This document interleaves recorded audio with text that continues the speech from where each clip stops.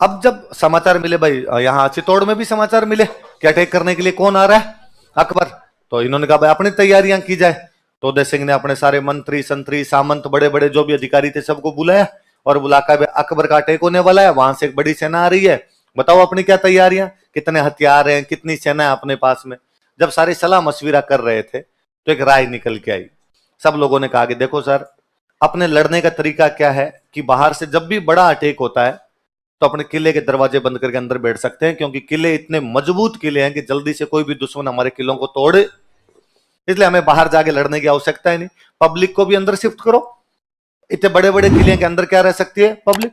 कभी आप चित्तौड़ का किला देखिए, उसमें खूब सारे पानी के कुंड अंदर खेती होती है, 84 पानी के कुंड बताते हैं कि 84 पानी के कुंड बने, अलग अलग राजाओं के टाइम बने होंगे, आज तक हो गए होंगे, पर यह तो मानना पड़ेगा कि पानी की व्यवस्था थी उनके पास में, अंदर खेती कर लिया करते थे वो लोग। तो कहा अंदर अपने स्टॉक करके पूरी पब्लिक को भी अंदर बिठा के और अपने किले को सिक्योर किया जा सकता है, कोई भी किले को तोड़ अपने तो नहीं सकता। पर कई बार यह होता है कि बाहर वाला दुश्मन इतना शक्तिशाली होता है कि बाहर से जाने का नाम ही नहीं लेता, और बाहर से जाने का नाम नहीं लेता, इतने में किले का अनाज और पानी क्या हो जाएगा, खत्म। पूरी पब्लिक अंदर रहेगी तो स्टॉक एक न एक दिन तो खत्म होगा, कितना ही रख लो आप भले अंदर, खत्म तो ना है स्टॉक आपके। तब अपने क्या करते हैं कि तब अपने बाद में करते हैं साका। क्या करते हैं? और साक्य का मतलब है ऐसा युद्ध जिसमें अब जिंदा रहने की कोई भी संभावना है आपके, अब तो अस्तित्व का सवाल है कि या तो भूखे मरो या बाहर जाके लड़ाई कर लो। तब बंदे को लगता था कि यार जब लड़ाई करनी है, जब मरना ही है, तो क्यों ना लड़के मरूं। मैं मरूं तो अगले वाले की कम से कम 2-3 तो लेके मरूं। तो वो जो लड़ाइयां होती हैं उन लड़ाइयों क्या बोलते हैं? साके। अच्छा, पता था कि यार अपने सब लड़ते हुए मारे जाएंगे तो महिलाएं बचेगी, और महिलाओं के साथ में बुरा बर्ताव करेंगे, इसलिए महिलाएं पहले क्या कर लिया करती? जोहर। अब जब महिलाएं जोहर कर लेती तब तो आदमी को और लगता कि यार इस बाहर जो दुश्मन बैठा है इसके चक्कर में हमारे तो परिवार की महिलाएं को जलना पड़ा। अब वो और गुस्से में बाहर निकलता था और दुश्मन को जितनी हानि पहुंचा सकता था उतनी हानि पहुंचाता। तो अपना तरीका ये है। अब सारे लड़ते हुए मारे जाते हैं, जब सारे लड़ते हुए मारे जाते हैं दुश्मन किले पे क्या कर लेता है? कब्जा। और किले को छुड़वाने वाला कोई भी आदमी बचता नहीं। 1303 में अलाउद्दीन खिलजी ने हमला किया, रतन सिंह ने साका किया, किले पे कब्जा हो गया, खिजर खान आ गया, मालदेव सोनगर आ गया, बनवीर सोनगर आ गया। 23 साल बाद में जाके 1326 में हमीर वापस यशोदा से आकर किले पे कब्जा करता है। बीच के 23 सालों तक किले पर गोहिलों का कब्जा। दोबारा 1535 में गुजरात वाले बहादुर शाह ने आक्रमण किया, सारे ढंके ढंके बंदे लड़ते हुए मारे गए, कोई ढंका बंदा नहीं बचा जो किले को संभाल सके, इसलिए किसको किला देना पड़ गया? बनवीर। और बनवीर ने ज्यादा नहीं तो कम से कम 4 साल के लिए अव्यवस्था उत्पन्न कर दी। विक्रमादित्य को मार दिया, उदय सिंह को भागना पड़ा, कुंभलगढ़ में जाके रहना पड़ा। मावली वाले युद्ध से पहले उदय सिंह चित्तौड़गढ़ तो नहीं आ पाए। तो कहा ये लड़ने के तरीके में चेंज करना पड़ेगा। क्या चेंज करेंगे? कि अब चेंज ये किया जाए कि सारे लोग एक जगह रह के नहीं लड़ेंगे। सारे लोग जब एक जगह रहते हैं तो एक साथ लड़ना पड़ता है, एक साथ लड़ते हैं दुश्मन एक साथ मार देता है, एक साथ मार देता है दुश्मन किले पे कब्जा कर देता है। अब किले को छुड़ाने वाला कोई है ही नहीं, अब लड़ाई को जारी रखने वाला कोई है ही नहीं, इसलिए आधे लोग किले में रह के किले की रक्षा करो। यदि किले को बचा लेते हैं तो वेल एंड गुड, यदि किले को नहीं बचा पाए तो जो लोग बाहर बैठे हैं वो किले की रक्षा करने का प्रयास करेंगे, किले को वापस छुड़ाने का प्रयास करेंगे। दुश्मन पूरे राज्य पर कब्जा ना कर ले इसके लिए बाहर वाली टुकड़ियां लड़ाई करेगी। का ये वाला ठीक है, आधे लोग किले के अंदर रहेंगे, आधे लोग किले के बाहर। अब अंदर कौन रहेगा और बाहर कौन रहे? और सबने एक स्वर से कहा कि उदय सिंह जी आप बाहर रहोगे, आप किले के अंदर नहीं रहोगे। उदय सिंह का दिमाग खराब है, किला मेरा और आप कह रहे हो मैं किले के बाहर चले जाऊंगे। एग्जैक्टली आप नहीं, आपका पूरा परिवार, रॉयल फैमिली का एक भी बंदा किले के अंदर नहीं रहना चाहिए। क्यों भाई, हम किले में क्यों नहीं रहे? तो उनका किले में जो रहेगा आप ये मान के चलिए कि किले के अंदर जो रहेंगे यदि लड़ाई हुई तो लड़ाई के अंदर वो सारे लड़ते हुए मारे जाएंगे। हम कतई नहीं चाहते कि राज परिवार लड़ता हुआ मारा जाए, क्योंकि राजा जब जिंदा रहता है तो लोगों की आशाएं जिंदा रहती है। राजा जब जिंदा रहता है तो लोगों को लगता है कि हमारा राष्ट्र, हमारा राज्य अभी तक दुश्मनों के गुलाम नहीं हुआ है।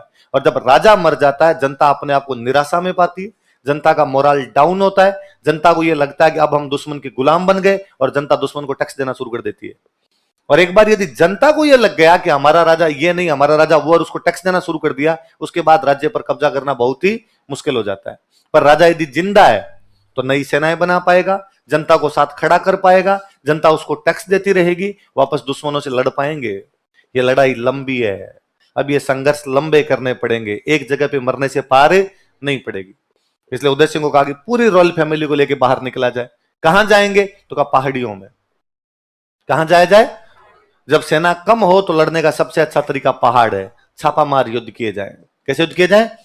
आप बाहर जाके छापामार युद्धों की तैयारियां कीजिए। ये नहीं कि हम करेंगे आप यहां से छोड़ के चुपचाप कहीं जाके छिप जाओ। आप छापामार युद्ध कीजिए पहाड़ों में बैठ के।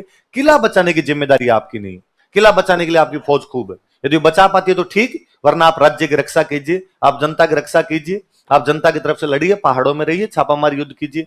तो उदय सिंह चले गए गिरवा की पहाड़ियों में। कौन सी पहाड़ियों में चले गए?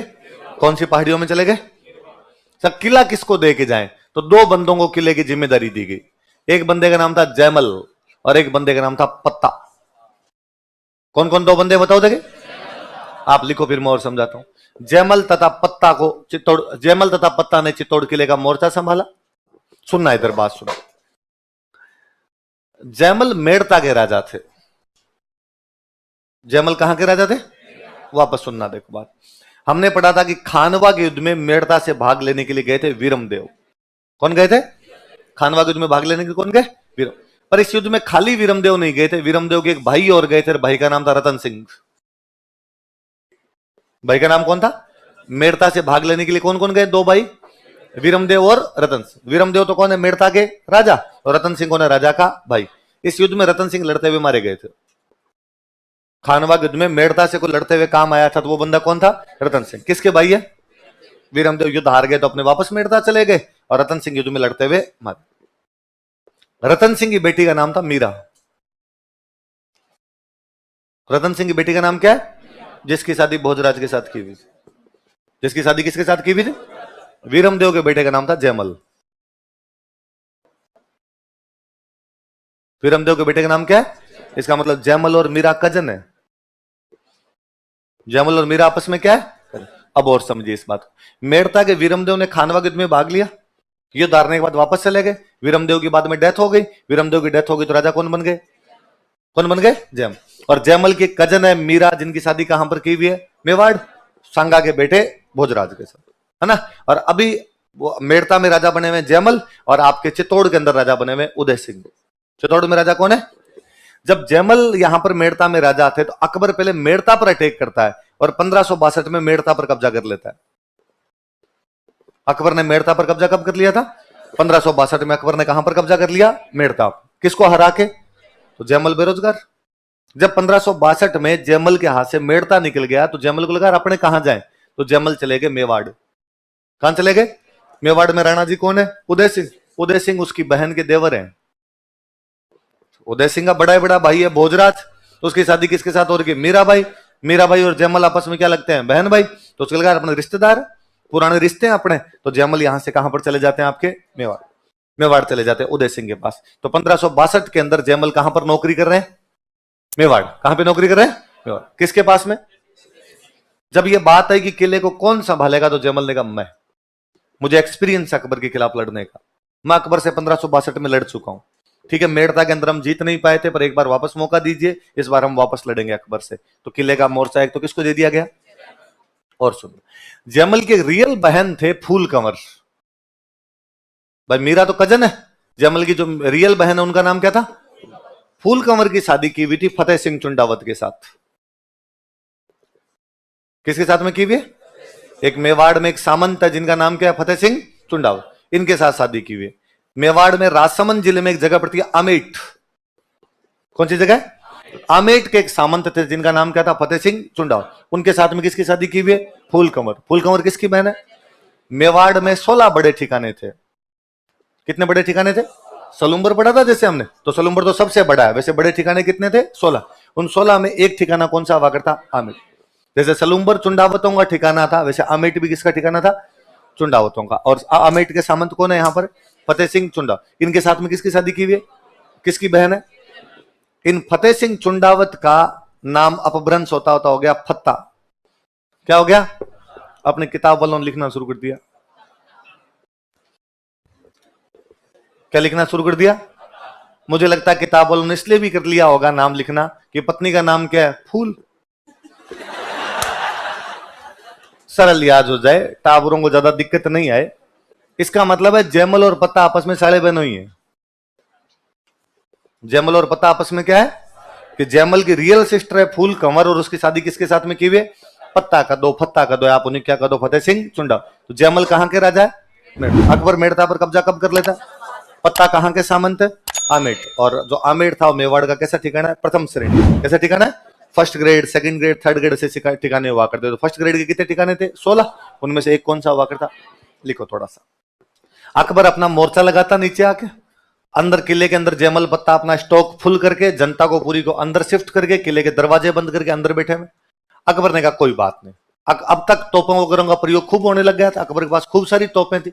अकबर ने कहा भाई किले की दीवारें तोड़ने के लिए क्या किया जाए? नहीं तो तोपे लगाओ और तोप के गोले मारो और दीवार कमजोर होकर अपने आप में टूट जाएगी। थोड़ी थोड़ी दीवार तोड़ेंगे, आज इतनी सी तोड़ दी, कल और तोड़ देंगे, कल यूं तोड़ देंगे, दीवार टूट जाएगी। दीवार टूट जाएगी, अंदर घुसेंगे। अंदर घुसने के बाद पता था कि अपने पास फौज है 1 लाख की, अंदर आदमी 8,000। 1,08,000 कितने भी बहादुर हो जाएंगे तो भी 1 लाख से तो कभी भी जीत, तो किले पे तो अपना कब्जा होना ही है। तो उसने कहा कोई बात नहीं, अपने तो आराम से लगाओ तोपें और ये दीवार तोड़नी है। अब अकबर नीचे से तोपें लगाए और तोप लगा के तोप के गोले मारे और दीवार तोड़ दे कि आज ये इतनी सी टूट गई, कल अपने सुबह उठते वापस लगाना भाई तोपे, और कल और तोड़ेंगे इसको। और सुबह उठ के देखा तो पता चला वो दीवार रातों रात बन गई। जो तोड़ी थी जितनी, उस दीवार को वापस बना दिया गया। अगले दिन वापस तोड़ी, अगले दिन वापस दीवार बनी। ये मुगल दीवार तोड़े दिन में, शाम तक रातों रात दीवार वापस बन जाए।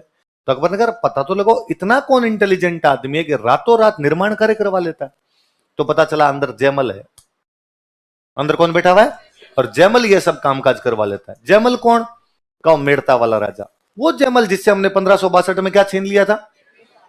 आगे वो अकबर ने कहा यार पहले बता, जयमल है क्या अंदर? उदय सिंह जी कहाँ है? तो उदय सिंह जी तो पहले ही किला खाली करके कहां पर चले गए? अपने गिरवा। और ये किला जयमल को देके गए हैं। अकबर ने कहा फिर तो कोई बात ही नहीं, फिर अपने तोपे उतार लो भैरे, जयमल से तो बातचीत करके किला ले लेंगे। किले का मालिक तो घर पे है ही नहीं, पड़ोसियों के पास में। आपके पड़ोसी आपको घर की चाबी देके जाएगी, ध्यान रखना। और कभी गुंडे आए और पड़ोसियों के घर पे कब्जा करना चाहे तो आपको ये क्या तरीका है? हम नहीं देंगे, ये पड़ोसी हमारे हैं और चाबी हमारे पास में। और किसी गुंडे ने बंदूक लगाई, दे रहा है कि नहीं दे रहा? आपने कहा ले लो भाई साहब, आप जानो और आपका काम रहना, हमारा है ही नहीं, उनका ही है, हमने तो चाबी रख ली थी। यही होता है। कोई क्यों मरे दूसरे के लिए? सामान्य मनुष्य का व्यवहार यही कहता है। तो अकबर ने कहा यार जब किले का मालिक नहीं है फिर लड़ाई क्यों करनी? जब किला किसी को संभला के गए तो उससे बातचीत कर लेते हैं। तो अकबर ने जयमल के पास मैसेज किया कि भाई जयमल सॉरी, वो 1562 में यार मैंने तेरे से क्या छीन लिया? मेड़ता। और मैंने मेड़ता छीना इसलिए तेरे को कहां पर आके रहना पड़ रहा है? मेवाड़। यदि मैं तेरे से मेड़ता नहीं छीनता तो तेरे को भी यहां पे आगे नौकरी करनी नहीं पड़ती। चल अब एक समझौता करते हैं, मेड़ता वापस ले ले, चित्तौड़ मुझे दे दे। मेड़ता वापस ले ले और चित्तौड़ मुझे दे। चित्तौड़ तेरा तो है नहीं, चित्तौड़ उदय सिंह का है। उदय सिंह का है तो तू उदय सिंह वाला चित्तौड़ मुझे दे दे, और तेरा खुद का क्या है? मेड़ता, वो मेरे से वापस ले ले। एक दे, एक ले ले, सीधी सी बात है। जयमल वापस रिप्लाई करता है, जयमल अकबर के पास मैसेज भेजता है। अकबर ने कहा था कि किला तेरा तो है नहीं, किला किसका है? उदय सिंह का। तो जयमल कहता है कि है गढ़ मारो हूं धनी। धनी का मतलब क्या था? मालिक। है गढ़ मारो कि गढ़ मेरा है, हूं धनी, मैं इसका मालिक हूं। असुर फिरे किम आण। असुर का मतलब होता है दुश्मन, राक्षस। कि राक्षस की औकात नहीं है किले के अंदर घुस जाए, क्योंकि किला मेरा है और मैं इस किले का क्या हूं? मालिक। कैसे तू मालिक कैसे हुआ? तो अगली लाइन बोलता है कि कुंचा ज्यूं चित्रकूट रही। चित्रकूट मतलब चित्तौड़। चित्रकूट मतलब कुंची मतलब चाबी। चित्तौड़ की चाबियां दीदी मोही दीवान। मेवाड़ के राजाओं को क्या बोलते थे एकलिंग जी का?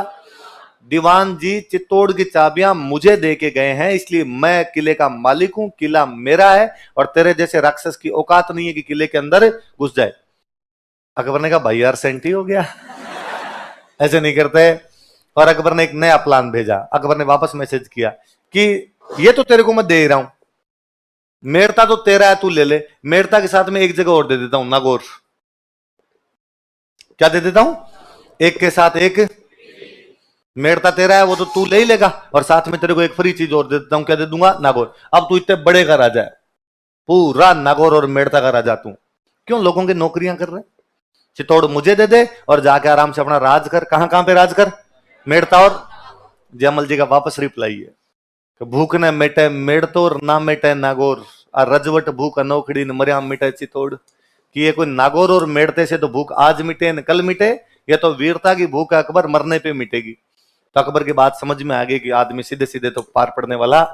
अकबर ने कहा तोपे वापस लगाओ भाई, और तो क्या किया जाए। अब अकबर ने ध्यान रखना शुरू किया कि रात को पुनर्निर्माण कब करवाते हैं। और एक दिन पता चला कि जयमल दीवार के ऊपर ऊपर ऊपर ऊपर घूम रहा था वहां पे। अकबर को बताया कि साहब वो जयमल है, नीचे वालों ने कहा। अकबर अपनी किताब में लिखवाता है कि अकबर के पास एक बंदूक थी, संग्राम। कौन सी बंदूक थी? और अकबर जयमल पर निशाना लगाता है, तो निशाना सीधा सीधा लगा नहीं, जाके जयमल के पैर में गोली लगी, तो जयमल किले की साइड में गिर गया, घायल हो गया जयमल। जयमल क्या हो गया? घायल। इधर 4 महीने हो गया अकबर को घेरा लगाए, उनसे दीवार टूट नहीं रही थी, पर वो बाहर से जाने का नाम भी नहीं ले रहे थे। किले के अंदर का पानी और अनाज खत्म होता जा रहा। 30-30 हजार की पब्लिक अंदर बैठी रही, खा जाए थोड़े दिनों के अंदर। अब इनको लगा कि भाई और अपने पास कोई तरीका नहीं, अब तो अपने क्या करना पड़ेगा, साका। तो 1568 में चित्तौड़ में तीसरा साका होता है। कब होता है? लिखो और सुनना बात। जब केसरिये की बारी है, महिलाओं ने जोहर किया। महिलाओं ने जोहर करने के बाद जब केसरिये के लिए जाने लगे, तो केसरिये कपड़े पहन के बाहर जाते, सारे सैनिक केसरिये कपड़े पहन के बाहर जाने लगे। तो जयमल की आंखों में आंसू आ गए। पूछा अरे क्या हुआ जयमल जी, क्या हुआ जयमल जी? जयमल ने कहा यार कितने बुरे दिन है, देखो आप लोगों के लिए सौभाग्य का दिन है कि आज साके के अंदर आपको केसरिया में लड़ने का मौका मिल रहा है, और अभी आप सारे वीर बाहर निकलोगे और मुगलों के परखच्चे उड़ा दोगे। आज आप बता दोगे कि आप वास्तव में क्या चीज हो। आप 8,000 लोग आज बाहर जाके लड़ोगे, तो शायद तुम्हारी लड़ाई देखने के लिए भगवान सूर्य अपना रथ रोक देंगे। कितना उत्साह है तुम लोगों में कि हमें देश के लिए मर मिटने का मौका मिल रहा है। दुर्भाग्यशाली व्यक्ति मैं हूं जिसके पैर में गोली लगी हुई, इसलिए खड़ा भी नहीं हो सकता। इसलिए तुम सबको देश के लिए मर मिटने का, लड़ने का मौका मिल रहा है, और मेरे दुर्भाग्य है कि मैं लड़ नहीं सकता, मैं यहां चुपचाप बैठा हुआ हूं। उससे भी बुरी बात कि जब तुम सारे लड़ते हुए मारे जाओगे, दुश्मन किले पे कब्जा करेगा, दुश्मन उठा के और ले जाएगा। पता नहीं क्या क्या दुर्गतियां होगी। दुर्गतियों से तो मैं फिर भी नहीं डरता, पर मुझे दुख इस बात का है कि भगवान को आज ये दिन दिखाना था कि किला मुझे सौंपा गया, मैं लड़ाई में ना लड़ पाऊं, मेरे से खड़ा ही नहीं हुआ जा रहा। तो उन सैनिकों में एक सैनिक था, इसका नाम था कल्ला राठौड़। क्या नाम था? उन्हें अंकल यार रो मत ऐसे, ये मत करो यार, दुख मत करो, आप तो मेरे कंधों पे बैठ के लड़ाई कर लो। कहां पे बैठ के लड़ाई कर लो? तो कहते जयमल कल्ला राठौड़ के कंधों पर बैठकर लड़ते हैं। नीचे से 2 हाथ कल्ला आगे चल रहे थे, ऊपर से 2 हाथ। उस दिन कल्ला यूं लग रहा था जैसे साक्षात भगवान विष्णु अपने चतुर्भुज अवतार में धरती पर उतर गए हो। इसलिए कल्ला राठौड़ को हम 4 हाथों का देवता कहते हैं। क्या कहते हैं? देखो आगे पढ़ेंगे इसको, कहते आगे आएगा। कल्ला राठौड़ को क्या कहा जाता है? 4 हाथों का, 4 हाथों का देवता कहा जाता है। अब ये मूवी आई आपकी RRR है ना, राइज रोज रिवोल्ट। इसके अंदर एक सीन है जिसमें उसके कंधों पर बैठ के लड़ रहा होता है। वो रियल सीन हमारे जयमल और कल्ला राठौड़ का है। वो राजस्थान की हिस्ट्री से उठाया हुआ सीन है। वास्तव में उस तरीके से लड़ने वाले 2 बंदे वो कौन थे? जयमल और कल्ला। चित्तौड़ के किले की रक्षा कर रहे थे। पत्ता चुंडावत चित्तौड़ के किले की रक्षा करते हुए रामपोल पर वीर गति को प्राप्त हुए। पोल का मतलब दरवाजा, रामपोल पे लड़ता हुआ मारा गया। इसलिए पत्ता की छतरी कहां पर है? जयमल और कल्ला दोनों वहां पर 2 दरवाजे और है, हनुमान पोल और भैरव पोल। कौन कौन से 2 दरवाजे? हनुमान पोल और भैरव। इनके बीच के अंदर लड़ते हुए मारे गए। इसलिए जयमल और कल्ला राठौड़ की छतरियां कौन से दरवाजों के बीच में बनी हुई है? हनुमान पोल और भैरव। लिख लो। कौन से किले पर अधिकार कर लिया? अब वो गुस्से के अंदर तो था ही कि यार आधी पब्लिक सल्टा गए मेरी, तो आधी सेना में मार गए। 8,000 आदमी रहते यार, 32-35 हजार लोगों को मार के चले गए मेरे। भयंकर गुस्सा आया हुआ था। अब किस पे गुस्सा निकाले? सैनिक तो मर गए, अंदर बेचारी निरीह पब्लिक जिसका कोई लेना देना नहीं, निर्दोष बच्चे महिलाएं सबको घरों से बाहर निकाल काट दिया गया। देखो अकबर ने चित्तौड़ में 30,000 लोगों का कत्लेआम करवाया। कितने लोग कटवाए थे? तब कई बार लगता है कि डार्विन ने जलियांवाला कांड में 369 लोग थे, 379 लोग थे, 379। उसके बावजूद भारत का बच्चा बच्चा जानता है कि डार्विन जलियांवाला में मार के गया था। कि जलियांवाला कांड किसने किया? General Dyer, General Dyer. आज भी कोई बंदा यदि किसी को इस प्रकार मार देता है, कोई सरकार इस प्रकार की कार्रवाई करती है, हम कहते हैं सरकार डायर है। सरकार कैसी है? मगर यार इतिहासकारों ने यह कभी नहीं बताया कि सरकार अकबर हो गई। 300 और 30,000 में तो फर्क खूब ही। सरे आम निर्दोष बच्चों को, महिलाओं को घरों से बाहर निकाल निकाल के गर्दनें काट काट के मीनारें बनवाई थी, किताब में लिखवाया और है मजा आया। 30,000 काटे थे। इस बार दोबारा इस प्रकार किया गया तो ऐसे कैसे दोबारा काटे जाओगे? अंग्रेजों ने माफिया मांगी है पता नहीं कितनी बार। ब्रिटेन का प्रधानमंत्री तक जलियांवाला आ गया तो उसने कहा सॉरी, गलती हुई थी उस दिन, हमें गालियां नहीं चल, हमें वहां पर गोलियां नहीं चलानी चाहिए थी हमारे द्वारा। डार्विन का यहां से बाकायदा ट्रांसफर किया गया, डार्विन को यहां से हटाया गया था। डार्विन का डायर को यहां से वापस भेजा गया कि नहीं भाई तुम यहां पर काम नहीं कर सकते। उनकी रानी, उनके और खूब सारे लोगों ने तब कहा था गलती हुई, इस प्रकार के निर्हीन लोगों पर गोलियां नहीं चलाई जाती। कोई भी इस प्रकार की गोलियां चलाए वो आदमी खराब, हत्यारा है, क्रूर है, नरपिशाच। पर इतिहासकार यहां सारे चुप है। मैं वेट कर रहा हूं उन दिनों का जब इतिहासकार कहेंगे कि साहब अलाउद्दीन खिलजी और अकबर ने 30 हजार कटवाए थे, डार्विन से 100 गुना बुरे हैं। डायर से, मैं डार्विन निकल रहा है कि डायर से कितने गुना बुरे हैं? 100 300 का 100 गुना है 30,000। जिन बच्चों का, महिलाओं का कोई भी युद्ध से लेना देना, अपने घरों में दुब के छिप के बैठे हुए लोग होंगे जिनको घरों से बाहर निकाल निकाल के मार दिया गया होगा। कितने लोग कटवाए गए? फिर यहां पर एक सिक्का चलाया था अकबर ने उन दिनों, एक एलची। इस जीत की याद में कौन सा सिक्का चला गया? एलची का वैसे मतलब होता है दूत। क्या मतलब होता है? दूत। तो ये मेरा मैसेज है कि मैंने यहां का जीत लिया, तो सिक्के का नाम ही रखा, क्या रखा? कौन सा सिक्का चला है? एलची। अकबर जब यहां से वापस चला गया, आगरा चला गया, तो उसे लगा कि यार दो बंदे, जयमल और पत्ता, जिनका खुद का किला नहीं था, वो उदय सिंह की तरफ वहां पर बिठाए हुए थे। उसके बावजूद क्या वफादार लोग थे कि वो लड़ते हुए मर गए, लेकिन जब तक वो जिंदा रहे उन्होंने किले पर कब्जा करने नहीं। कितने थोड़े से लोग थे, डरे नहीं, मैंने कितने लालच, लोभ, प्रलोभन दिए, उसके बावजूद मेरे सामने झुके नहीं। तो अकबर जयमल और पत्ता दोनों की मूर्तियां लगवाता है आगरा के किले में। कहां पर लगवाता है? देखो, प्रभावित होकर इनकी मूर्तियां लगवाता है बाद में। वो मूर्तियां कई साल तो पड़ी रही। अकबर के बाद जहांगीर आया, जहांगीर के बाद शाहजहां आया, शाहजहां के बाद आया औरंगजेब थोड़ा कट्टर होता आदमी था, और औरंगजेब ने पूछा कि मूर्तियां किसकी है रे? साहब ये जयमल और पत्ता की। इनकी मूर्तियां यहां क्यों लगी हुई है? कौन थे ये? तो साहब ये दो बहादुर हिंदू सेनापति थे। तो उसने कहा अच्छा अच्छा, मेरे समझ में आ गया, दो बहादुर हिंदू सेनापति थे, अपनी तरफ से लड़े होंगे, अपनी तरफ से लड़के को युद्ध जितवाया होगा, इसलिए इनकी मूर्तियां यहां पे लगा दी। लोगों ने साहब लड़े तो खिलाफ थे, पर आपके दादाजी, आपके परदादाजी इनकी वीरता से प्रभावित होते हैं और इनकी मूर्तियां यहाँ पे लगवा देते हैं। उसने कहा परदादाजी के दिमाग की चक्रियां हिली हुई थी, ये मूर्तियां गिराई जाए। तो इनकी मूर्तियों के बाद में कौन गिरा के चला गया? तो फिर हमें लगता है अपने क्या पता है, मूर्तियां औरंगजेब के टाइम तक ठीक नहीं थी, पहले किसी ने गिरवा दी होगी। तो औरंगजेब के टाइम में एक फ्रेंच आया हुआ था यहाँ पर, अपने बर्नियर। कौन आया हुआ था? बर्नियर नाम का एक फ्रेंच यहाँ पर आया हुआ था, और वो एक बुक लिखता है अपने यहाँ के बारे में, travels in the Mughal umpire. कौन सी बुक लिखता है? मुगल साम्राज्य की यात्रा या travels in the Mughal umpire. और इस बुक के अंदर वो ये सब बातें लिखता है कि मैं आगरा गया था और मैंने मूर्तियां देखी है। बर्नियर ने मूर्तियां देखी है, इसका मतलब औरंगजेब के टाइम तक तो मूर्तियां पड़ी है, बाद के टाइम में इनका मूर्तियों का वर्णन कोई भी नहीं करता, इसका मतलब औरंगजेब के टाइम में गिरा दी गई। तो कोई पूछेगा कौन से फ्रेंच यात्री ने इनका वर्णन किया? देखो